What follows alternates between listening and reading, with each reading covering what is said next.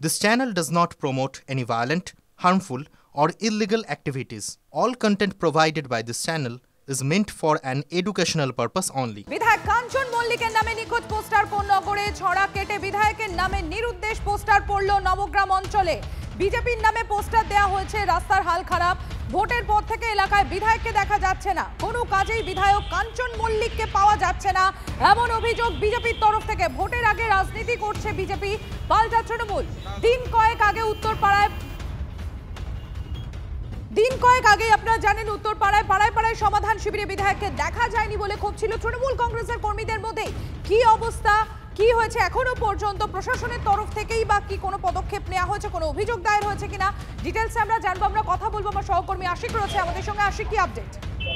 দেখো, তোমাকে জানিয়ে রাখবো যে উত্তরপাড়ার বিধায়ক কাঞ্চন মল্লিকের নামে কিন্তু নিখোঁজের পোস্টার দিয়েছে বিজেপির যেটা অভিযোগ যে উত্তরপাড়ার বিধায়ক তাকে উত্তরপাড়া বা কোন্নগর যে তার যে বিধানসভা এলাকা সেখানে কিন্তু দেখা যায় না এবং সেখানকার যে পরিস্থিতি সেই পরিস্থিতিও কিন্তু শোচনীয়।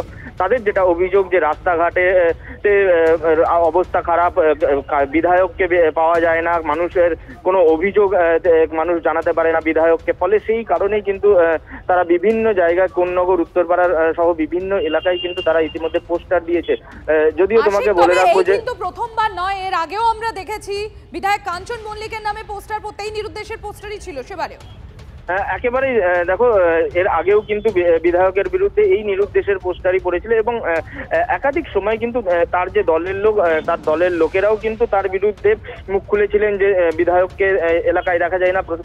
বেশ গত কয়েক মাসের মধ্যেই কিন্তু যে পাড়ায় সমাধান, সেখানে উত্তরপাড়াতেও সেই কর্মসূচি ছিল, সেখানেও কিন্তু বিধায়ককে দেখা যায়নি এবং সেই সময় কিন্তু দলেরই এক কাউন্সিলর তিনি কিন্তু বলেছিলেন যে বিধায়ককে দেখা যায় না, বিধায়ক নিরুদ্দেশ।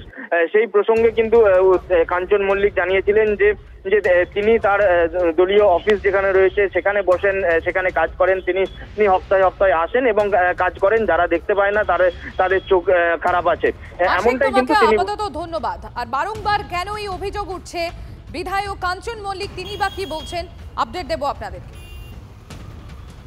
বিধায়ককে আমরা কোনো কাজে আমরা দেখতে পাচ্ছি না। কিছুদিন আগে যে বর্ষার সময় আমাদের কানাইপুর অঞ্চল এবং নবগ্রাম অঞ্চল যে জলের তলায় চলে গেছিল, বিধায়ককে আমরা নট এ সিঙ্গেল ডে আমরা দেখতে পাইনি যে উনি এসে এলাকার মানুষের পাশে এসে দাঁড়িয়েছে। বিধায়ককে কি আপনারা পান? বিধায়ক অবশ্যই আছেন। বিধায়ক তহবিল থেকে আমাদের রাস্তাঘাট হয়েছে। বিজেপির চোখে যদি নেবা হয়ে থাকে আমাদের কিছু করার নেই, এরা এখন নানা রকম ভুল ত্রুটি ধরবে, এইগুলো রাজনৈতিক একটা প্রতিহিংসা বলতে পারে।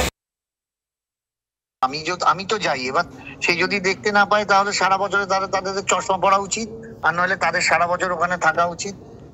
যে কাজের কথা বলছি সেই কাজগুলো তো আমার ল্যাড থেকেই দুটো রাস্তা হয়েছে নবগ্রামের, পথশ্রী প্রকল্পেরও কাজ হচ্ছে, এমএলএ ল্যাডেরও পথের কাজ হচ্ছে। এই বছরে যা বৃষ্টি হয়েছে সেই বৃষ্টিতে তো মানে পথের কাজটা যে হবে, প্যাচ কাজ হওয়ার পরও সেগুলো ধুয়ে যাচ্ছে। এরপর তো সেই কাজগুলো শুরু হয়েছে, জেলা পরিষদের সঙ্গেও কথা হয়েছে, সেখান থেকেও পথের কাজ, রাস্তার কাজ শুরু হয়েছে।